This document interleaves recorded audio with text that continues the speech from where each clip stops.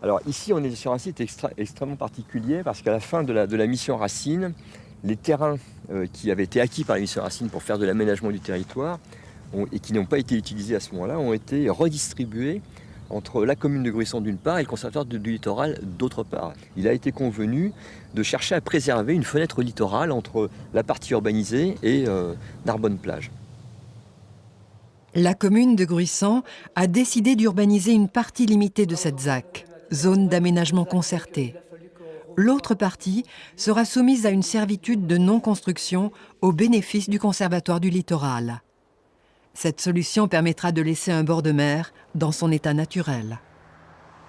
Aujourd'hui, le protocole d'accord est en mesure d'être signé. Donc, au niveau du conservatoire, on augmente considérablement la fenêtre. Et au niveau de la commune, on est en phase et d'accord de ne plus construire après le chenal, notamment une fois qu'on aura consommé nos 20 000 mètres carrés. Ce qui nous permettra de pouvoir accueillir 150 familles de plus à Gruissan toute l'année.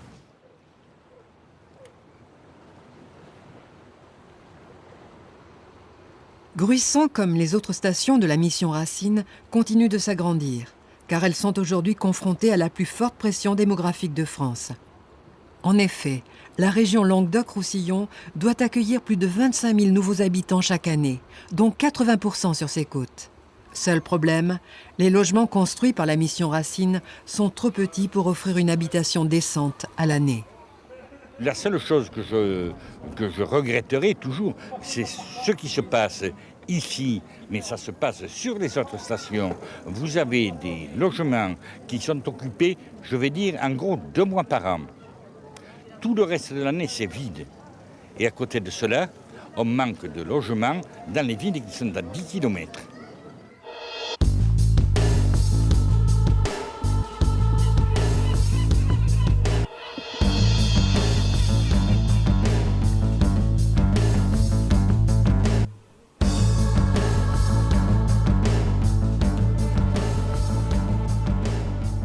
Avec la pression démographique, la région est confrontée à d'énormes problèmes de logement.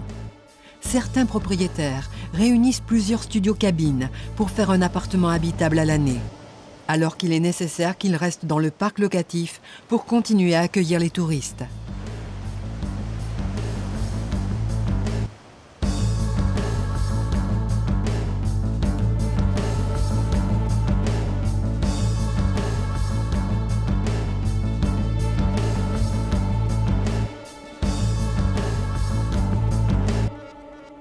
Ans après la fin de la mission Racine, l'État met en place en 2001 la mission Littoral.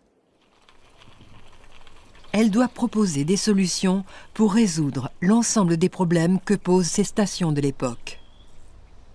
Donc il y a une nécessité absolue de repenser le tourisme, de redéfinir l'image des stations qui doivent devenir de véritables villes balnéaires, offrir des services permanents, et puis il faut offrir des conditions d'hébergement qui soient à la hauteur des attentes.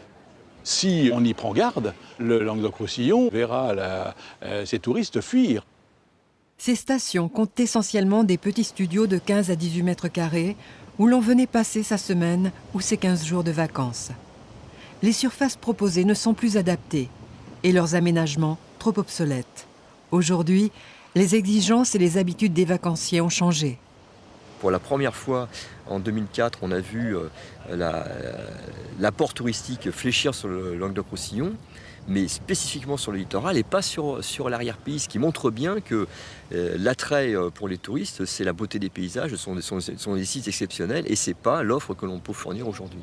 Le schéma plage-soleil ne correspond plus à la demande actuelle. Le tourisme de masse a tendance à se tarir et les périodes de vacances se sont étalées tout au long de l'année. Une nouvelle forme de tourisme plus culturel semble émerger.